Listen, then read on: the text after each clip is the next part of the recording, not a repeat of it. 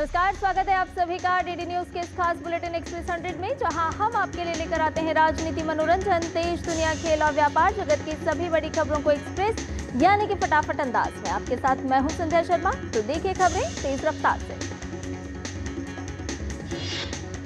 संसद के मानसून सत्र के 10वें दिन आज एक बार फिर लोकसभा की कार्यवाही सुचारू रूप से नहीं चल सकी। विपक्ष के हंगामे के चलते लोकसभा की कार्यवाही 2 बजे तक के लिए स्थगित कर दी गई। वहीं विपक्ष के हंगामे के चलते राज्यसभा की कार्यवाही 4 अगस्त तक के लिए स्थगित हो गई है। इससे पहले उपसभापति ने बिहार में एसआईआर मुद्दे पर विपक्ष के हंगामे पर कहा कि यह मसला सर्वोच्च न्यायालय के अधीन लंबित है और इस वजह से इस पर चर्चा नहीं की जा सकती। वहीं सदन की कार्यवाही शुरू होने से पहले आज फिर विपक्षी सांसदों ने संसद भवन के गेट पर बिहार एसआईआर यानी विशेष गहन पुनरीक्षण प्रक्रिया के खिलाफ विरोध प्रदर्शन किया। प्रदर्शन के दौरान नारे भी लगाए गए। बिहार के 243 विधानसभा क्षेत्रों के 90,817 मतदाता केंद्रों के लिए मतदाता सूची का प्रारूप आज सुबह 11 बजे से सभी 38 जिला अधिकारियों द्वारा सभी राजनीतिक दलों के साथ साझा किया जा रहा है। वहीं मतदाता सूची का प्रारूप आज दोपहर 3 बजे वेबसाइट पर प्रकाशित किया जाएगा। निर्वाचन आयोग बिहार विधानसभा चुनाव के मद्देनजर आज से नए मतदाताओं के नाम जोड़ने का विशेष अभियान चला रहा है। इसके लिए 1 अक्टूबर 2025 तक 18 वर्ष की उम्र पूरी करने वाले लोग फॉर्म 6 भरकर नए मतदाता बन सकते हैं।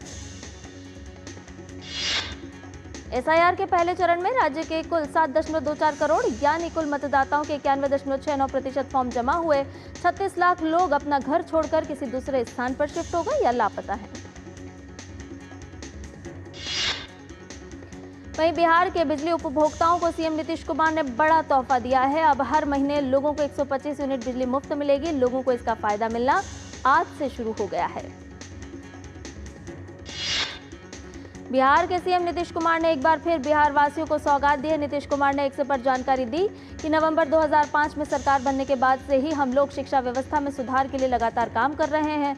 वर्ष 2005 में शिक्षा का कुल बजट 4,366 करोड़ रुपए था, जो अब बढ़कर 77,690 करोड़ रुपए हो गया है। बिहार सीएम ने कहा, शिक्षा व्यवस्था को सुदृढ़ बनाने में रसोइयों, रात्रि प्रहरियों तथा शारीरिक शिक्षा एवं स्वास्थ्य अनुदेशकों ने महत्वपूर्ण भूमिका निभाई है। इसे ध्यान में रखते हुए हम लोगों ने इन कर्मियों की मानदेय राशि में सम्मानजनक वृद्धि करते हुए इसे दोगुना करने का निर्णय लिया है। दिल्ली की मुख्यमंत्री रेखा गुप्ता ने दिल्ली को कूड़े से आजादी अभियान के तहत आईएसबीटी कश्मीरी गेट स्थित महिला एवं बाल विकास कार्यालय में साफ सफाई की। दिल्ली की मुख्यमंत्री रेखा गुप्ता ने कहा, दिल्ली की व्यवस्था सुधारने का दम दिखाने वाली पिछली सरकारों ने इन कार्यालयों के लिए कुछ नहीं किया। उन्हें अपना शीश महल बनाने से फुर्सत नहीं मिली। उन्होंने कहा, एक बिल्कुल नया दिल्ली सचिवालय बनाया जाना चाहिए जिसमें हर विभाग के लिए जगह हो। वहीं दिल्ली के मेयर राजा इकबाल सिंह ने खान मार्केट में स्वच्छता अभियान चलाकर इस मिशन की शुरुआत की। इस मौके पर मेयर राजा इकबाल सिंह ने दिल्ली वासियों से पूरी दिल्ली को स्वच्छ बनाने के मिशन को आगे बढ़ाने की अपील की। इस मिशन का उद्देश्य राजधानी को कूड़े से आजादी दिलाना है। स्वतंत्रता दिवस के मद्देनजर भारतीय रेलवे ने आज से विशेष स्वच्छता अभियान की शुरुआत की है। इस अभियान के तहत 15 अगस्त तक देश भर के रेलवे स्टेशन, ट्रेनें, यार्ड और कार्यालयों की विशेष सफाई की जाएगी। रेलवे बोर्ड के चेयरमैन और सीईओ ने स्वयं सफाई कार्यक्रम में भाग लिया और सफाई कर्मियों को प्रोत्साहित भी किया। उन्होंने यात्रियों से भी अपील की कि वो स्वच्छ भारत मिशन में सक्रिय भागीदारी निभाएं और रेल परिसरों को स्वच्छ बनाए रखने में सहयोग करें। देश की राजधानी दिल्ली में आज एक मेगा मॉक ड्रिल का आयोजन किया जा रहा है। भूकंप के बढ़ते खतरे को देखते हुए राजधानी के 11 जिलों के 55 स्थानों पर होने वाला यह अभ्यास नागरिकों को आपात स्थिति में सजग और सुरक्षित प्रतिक्रिया देना सिखाएगा। ये मॉक ड्रिल प्रशासन और जनता के बीच बेहतर समन्वय स्थापित करने की दिशा में भी एक महत्वपूर्ण कदम माना जा रहा है।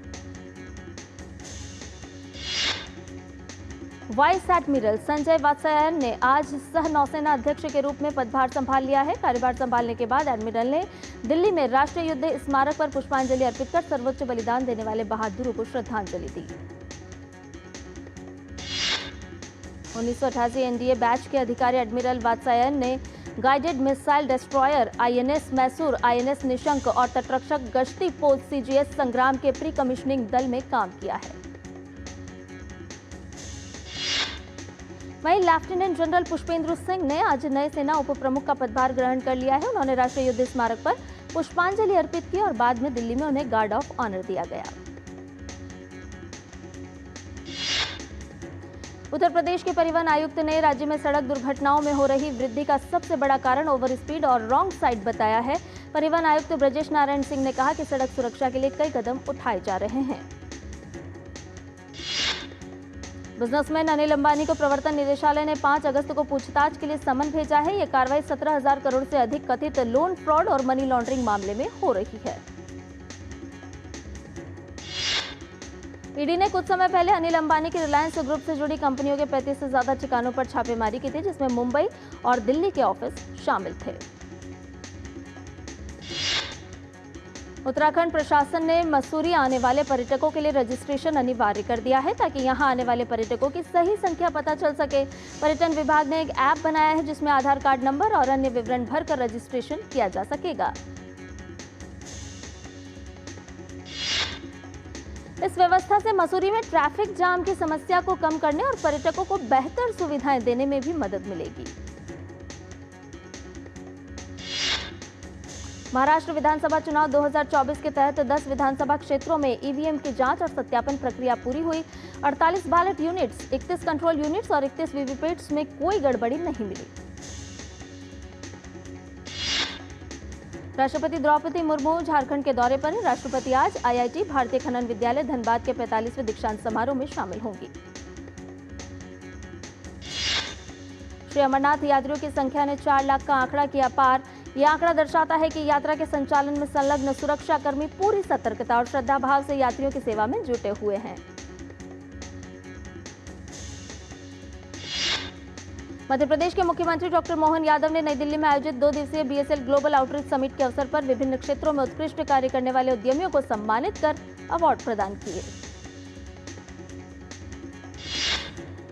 उन्होंने टेक्सटाइल गारमेंट मैन्युफैक्चरिंग कंपनियों के प्रतिनिधियों के साथ राउंड टेबल चर्चा की। इस दौरान मध्य प्रदेश को टेक्सटाइल हब बनाने के विजन पर भी मंथन हुआ। उत्तर प्रदेश के बेसिक और माध्यमिक स्कूलों में आज से पढ़ाई, नामांकन और निर्माण कार्यों की जमीनी हकीकत जांचने के लिए राज्य सरकार ने बड़ा कदम उठाया है। 14 अगस्त 2025 तक पूरे प्रदेश में स्कूलों का औचक निरीक्षण किया जाएगा। इस कार्य के लिए 36 वरिष्ठ अधिकारियों की टीम बनाई गई है। भारत 79वें स्वतंत्रता दिवस के उत्सव की तैयारी कर रहा है। प्रधानमंत्री नरेंद्र मोदी ने 15 अगस्त को लाल किले की प्राचीर से अपने संबोधन के लिए सभी नागरिकों से विचार और सुझाव साझा करने का आह्वान किया है। केंद्रीय गृह व सहकारिता मंत्री अमित शाह ने बाल गंगाधर तिलक को उनकी पुण्यतिथि पर याद किया। उन्होंने एक्स पर पोस्ट कर लिखा, स्वदेशी, स्वराज और स्व संस्कृति के प्रतीक लोकमान्य बाल गंगाधर तिलक जी ने स्वराज को जन आंदोलन, स्वदेशी को जनचेतना और संस्कृति को राष्ट्र गौरव का मार्ग बनाया। राजस्थान के मुख्यमंत्री भजनलाल शर्मा ने जैसलमेर के रामदेवरा में नेत्र कुंभ 2025 का उद्घाटन किया। नेत्र कुंभ 31 जुलाई से शुरू होकर 2 सितंबर तक चलेगा। गुजरात के मुख्यमंत्री भूपेंद्र पटेल ने गांधीनगर में राज्य सरकार के 7 विभागों की 32 उच्च प्राथमिकता वाली विकास परियोजनाओं के प्रदर्शन की समीक्षा के लिए एक बैठक की अध्यक्षता की। उधम सिंह शहीदी दिवस पर हरियाणा के मुख्यमंत्री नायब सिंह सैनी सरकार ने किसानों के लिए बड़ी राहत की घोषणा की। मुख्यमंत्री सैनी ने 2025 में रबी की फसल के नुकसान के लिए 22,617 किसानों को कुल 52.14 करोड़ रुपए का मुआवजा जारी किया। मुख्यमंत्री नायब सिंह सैनी ने हरियाणा राजस्व एवं आपदा प्रबंधन विभाग की नई वेबसाइट का शुभारंभ किया। मुख्यमंत्री ने कहा, यह सिर्फ एक वेबसाइट का शुभारंभ नहीं है, बल्कि ये डिजिटल हरियाणा और सुशासन की दिशा में उठाया गया एक ठोस कदम है। उत्तराखंड के मुख्यमंत्री पुष्कर सिंह धामी ने देहरादून स्थित राज्य सचिवालय में खाद्य एवं रसद विभाग की समीक्षा बैठक की अध्यक्षता की। इस दौरान कई अहम विषयों पर चर्चा की गई। और अब बात करते हैं मौसम की खबरों में हिमाचल प्रदेश में लगातार जारी बारिश के कारण जगह जगह भूस्खलन से कई इलाकों में सड़कें, बिजली और पेयजल आपूर्ति ठप है। हिमाचल प्रदेश के मंडी में पंडो बांध के पास भूस्खलन के बाद चंडीगढ़ मनाली राष्ट्रीय राजमार्ग अवरुद्ध हो गया है। मलबा हटाने और यातायात बहाल करने के लिए काम जारी है। किन्नौर जिले के करछम के पास के रुणांग नाले में आज सुबह बाढ़ आने से नेशनल हाईवे 5 अवरुद्ध हो गया। उत्तर प्रदेश के कई हिस्सों में बारिश का दौर जारी है। भारी बारिश से लखनऊ के कई इलाकों में जलभराव की स्थिति देखने को मिली। लोगों को आवाजाही में दिक्कतों का सामना करना पड़ा। वहीं गुरुग्राम में भारी बारिश के कारण शहर के कई हिस्सों में जलभराव हुआ। जगह जगह पानी भरने से वाहन फंस गए और यात्रियों को भारी परेशानियों का सामना करना पड़ा। उत्तराखंड के देहरादून समेत प्रदेश के ज्यादातर क्षेत्रों में मौसम का मिजाज बदला हुआ है। 2-3 दिनों से लगातार हो रही बारिश की वजह से आम जनजीवन को प्रभावित कर दिया है। राजस्थान के सवाई माधोपुर जिले में हुई मूसलाधार बारिश के बाद नदी नाले उफान पर हैं। भारी बारिश के बीच सुरवाल बांध ओवरफ्लो होने से गांव में बाढ़ जैसी स्थिति है। प्रयागराज में लगातार हो रही बारिश के कारण गंगा और यमुना नदियों का जलस्तर खतरे के निशान के करीब पहुंच गया है। प्रशासन ने बाढ़ के पानी से घिरे तटीय क्षेत्रों के लोगों को सुरक्षित स्थान पर जाने के लिए कहा है। आगरा में बारिश लोगों के लिए मुसीबत बन गई है। कई क्षेत्रों में जलभराव हो गया। इससे वाहनों की रफ्तार थम गई। लोगों को दिक्कतों का सामना करना पड़ा। मध्य प्रदेश में लगातार हो रही मूसलाधार बारिश के कारण चंबल नदी ने रौद्र रूप धारण कर लिया है। चंबल नदी के बढ़ते जलस्तर को देखते हुए मुरैना प्रशासन अलर्ट पर है। बिहार में भी लगातार बारिश हो रही है। भारी बारिश के कारण पटना के कई हिस्सों में जलभराव देखने को मिल रहा है। और बुलेटिन में फिलहाल रुकने एक छोटे से ब्रेक के लिए जल्द हाजिर होंगे।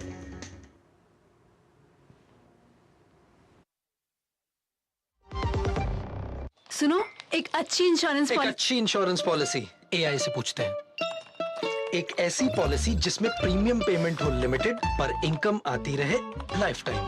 LIC का जीवन उत्सव। एक ऐसी पॉलिसी जो दे होल लाइफ इंश्योरेंस कवर भी। LIC का जीवन उत्सव। वाह, चलो तो LIC की जीवन उत्सव पॉलिसी ही लेते हैं। मैं भी तुमसे यही कह रही थी। LIC का जीवन उत्सव। लाइफ टाइम सेलिब्रेशन मनाइए LIC के जीवन उत्सव के साथ। फ्यूचर सेट है। जब धरती चीर कर निकलता है लोहे का पत्थर और मिलता है मोंगिया के जोश से, फिर तपता है, पिघलता है और बनता है फौलाद। अब होता है सरिया सारी खूबियों के साथ। मोंगिया स्टील, मजबूत देश का मजबूत सरिया। QR कोड स्कैन करो, 5000 का कैशबैक पाओ। वाह, दिल बन गया। UPI पिन एंटरिंग सिर्फ पैसे भेजने के लिए है। RBI कहता है जानकार बनिए, सतर्क रहिए। और ब्रेक के बाद एक्सेस 100 में आपका एक बार फिर से स्वागत है। आज के कारोबारी सत्र में लाल निशान में खुला भारतीय शेयर बाजार। सेंसेक्स 0.24% की बढ़त के साथ 80,990 और निफ्टी 0.28% की कमजोरी के साथ 24,699 पर था। बैंकिंग कानून अधिनियम 2025 आज से लागू। इस अधिनियम का उद्देश्य बैंकिंग क्षेत्र में प्रशासनिक मानकों में सुधार लाना और जमाकर्ताओं व निवेशकों के लिए बेहतर सुरक्षा सुनिश्चित करना है। इस अधिनियम के प्रावधानों का उद्देश्य पर्याप्त ब्याज की सीमा को 5 लाख रुपए से बढ़ाकर 2 करोड़ रुपए करना है, जो 1968 से अपरिवर्तित रही सीमा को संशोधित करता है। यूपीआई में बैलेंस चेक और लेन देन की सुविधा को भी बेहतर बनाया गया है। अब हर बार पैसे भेजते समय रकम लेने वाले का नाम दिखाई देगा, जिससे गलत भुगतान से बचा जा सकता है। वहीं ऑटो पे सुबह 10 बजे से पहले, दोपहर 1 बजे से 5 बजे के बीच और रात 9:30 बजे के बाद होगा। साथ ही यूपीआई भुगतान असफल हो जाता है तो उसका स्टेटस चेक करने के लिए 3 मौके भी मिलेंगे। केंद्रीय वाणिज्य मंत्री पीयूष गोयल ने कहा कि भारत की ओर से अन्य देशों के साथ व्यापार समझौतों पर बातचीत करते समय राष्ट्रीय हितों की रक्षा के लिए सभी आवश्यक कदम उठाए जाएंगे। मंत्री पीयूष गोयल ने कहा कि भारत ने संयुक्त अरब अमीरात, ब्रिटेन, ऑस्ट्रेलिया और EFTA देशों के साथ पारस्परिक रूप से लाभकारी मुक्त व्यापार समझौते पर हस्ताक्षर किए। प्रधानमंत्री नरेंद्र मोदी की अध्यक्षता में आर्थिक मामलों की मंत्रिमंडलीय समिति ने रेल मंत्रालय की कुल 11,169 करोड़ रुपए लागत वाली 4 मल्टी ट्रैकिंग परियोजनाओं को दी मंजूरी। सरकार ने आधिकारिक बयान में कहा कि इन 4 मल्टी ट्रैकिंग परियोजनाओं से भारतीय रेलवे के मौजूदा नेटवर्क में लगभग 574 किलोमीटर की वृद्धि होगी और ये परियोजनाएं 6 राज्यों के 13 जिलों को कवर करेंगी। केंद्रीय मंत्रिमंडल ने 15वें वित्त आयोग चक्र 2021-22 से 2025-26 तक के दौरान चल रही केंद्रीय क्षेत्र की प्रधानमंत्री किसान संपदा योजना के लिए 1920 करोड़ रुपए की अतिरिक्त राशि सहित कुल 6520 करोड़ रुपए के परिव्यय को दी मंजूरी। केंद्रीय मंत्रिमंडल ने एनसीडीसी को 2025-26 से 2028-29 तक के 4 वर्षों की अवधि के लिए 2000 करोड़ रुपए के परिव्यय के साथ केंद्रीय क्षेत्र योजना अनुदान सहायता को दी मंजूरी, जो प्रत्येक वर्ष 500 करोड़ रुपए के बराबर है। केंद्रीय इलेक्ट्रॉनिक्स एवं सूचना प्रौद्योगिकी राज्य मंत्री जितिन प्रसाद ने कहा कि भारत में कौशल विकास को बढ़ावा देने के लिए सरकार ने पिछले 5 वर्षों में राष्ट्रीय इलेक्ट्रॉनिकी एवं सूचना प्रौद्योगिकी संस्थान को 493 करोड़ रुपए से अधिक आवंटित किए। जितिन प्रसाद ने कहा कि NIELIT के तहत देश भर में 43 लाख से अधिक युवाओं को प्रशिक्षित किया गया। उन्होंने कहा कि वर्तमान में 56 नाइलिट केंद्र कार्यरत हैं। सूचना प्रौद्योगिकी मंत्रालय ने कहा कि अब तक स्वीकृत सेमीकंडक्टर परियोजनाओं से प्रति वर्ष 24 अरब से अधिक चिप का होगा उत्पादन। इसके अलावा कई अन्य परियोजनाओं पर भी काम जारी है। फोनपे ने ऑफलाइन पार्टनर प्रोग्राम को किया लॉन्च, जिसे सर्विस प्रोवाइडर्स के माध्यम से भारत के मर्चेंट इकोसिस्टम को मजबूत करने के लिए डिजाइन किया गया है। साथ ही व्यापारियों को कस्टमाइज्ड रेफरल कमीशन प्रदान करता है। अदानी रियाल्टी ने एक बार फिर 2025 GROHE Hurun India real estate 150 list में सबसे मूल्यवान गैर सूचीबद्ध रियल एस्टेट कंपनी का स्थान हासिल किया।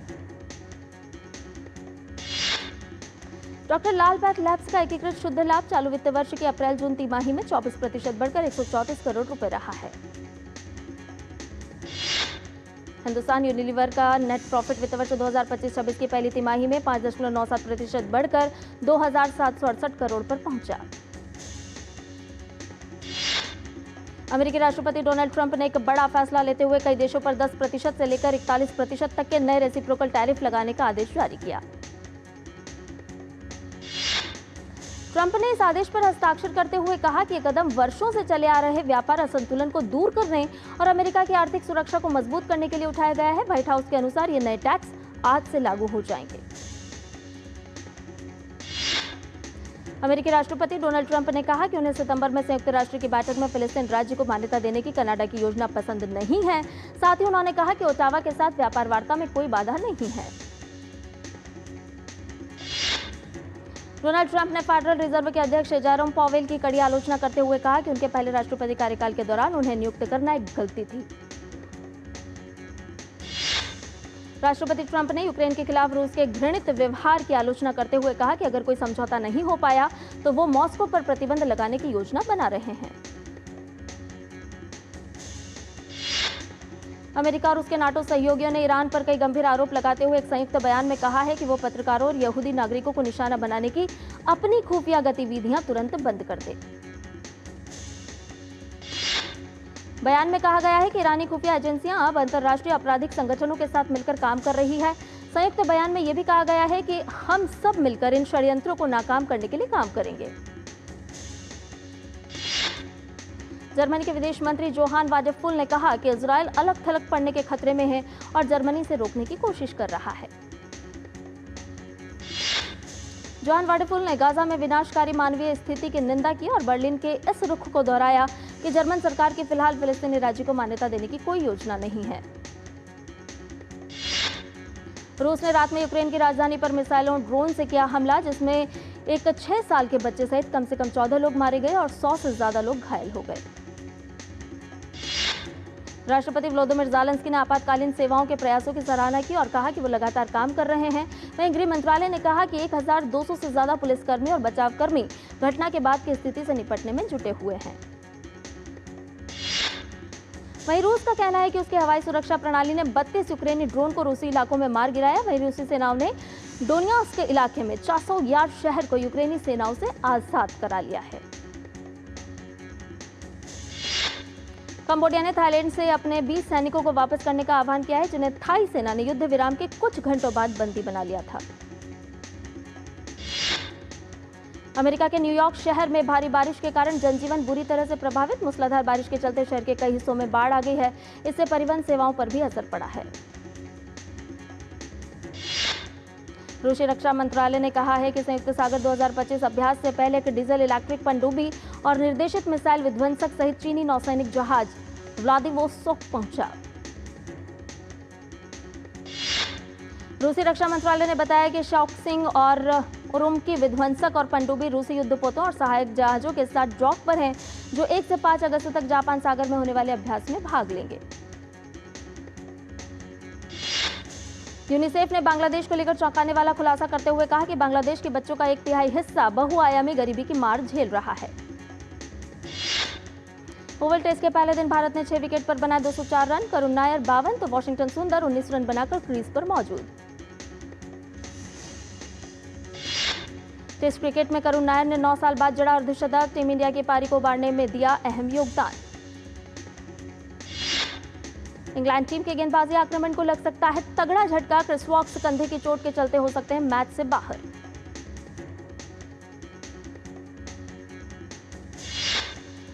शुभमन गिल ने पूर्व क्रिकेटर सुनील गावस्कर का तोड़ा 46 साल पुराना रिकॉर्ड। बतौर कप्तान एक सीरीज में बनाए सबसे ज्यादा रन।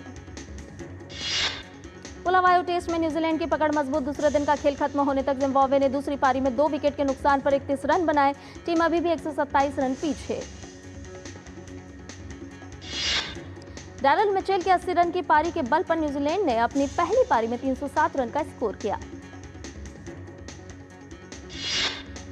भारत के सात्विक साईराज और चिराग शेट्टी की जोड़ी ने मका ओपन के पुरुष युगल क्वार्टर फाइनल में बनाई जगह। मका ओपन में लक्ष्य सेन का क्वार्टर फाइनल मुकाबला जारी। पहला गेम चीनी खिलाड़ी के खिलाफ 21-14 से जीता। महिला एकल में रक्षिता रामराज का सफर हुआ समाप्त। अंतिम 16 के मुकाबले में थाईलैंड की बुसानन ओंगबाम रुंगफान ने 14-21, 21-10, 21-11 से हराया। फॉर्मूला 1 ड्राइवर रेड बुल के मैक्स वर्स्टेपेन ने तमाम सवालों पर लगाया विराम। कहा साल 2026 में भी वो रेड बुल के साथ ही नजर आएंगे। कनाडा ओपन के चौथे दौर में पहुंची कोको गॉफ। राउंड ऑफ 32 के मुकाबले में रूस की वेरोनिका कुदेरमैतोवा को 4-6, 7-5, 6-2 से हराया। ब्रिटेन की एमा राडुकानु कनाडा ओपन के तीसरे दौर में पहुंची। दूसरे दौर के मैच में अमेरिका की पटेन स्ट्रानस को 6-2, 6-4 से दी शिकस्त। जर्मनी में खेले जा रहे एटीपी चैलेंजर में सुमित नागल और जर्मनी के मैकडोनल्ड के बीच मुकाबला हुआ सस्पेंड। मैच सस्पेंड होने तक दोनों खिलाड़ियों ने जीते थे 1-1 सेट। चैंपियंस लीग फाइनल के दौरान पीएसजी फैंस के दुर्व्यवहार की सजा क्लब को मिली। यूएफए ने लगाया फाइनल में पीएसजी ने इंटर मिलान को 5-0 से हराया था। वेस्ट हैम के मिडफील्डर ल्यूकस पैक्यूटा स्पॉट फिक्सिंग के आरोप से हुए बरी। 2 साल की जांच के बाद दी गई क्लीन चिट। और एक्सप्रेस न्यूज में फिलहाल के लिए इतना ही। मुझे दीजिए इजाजत। नमस्कार।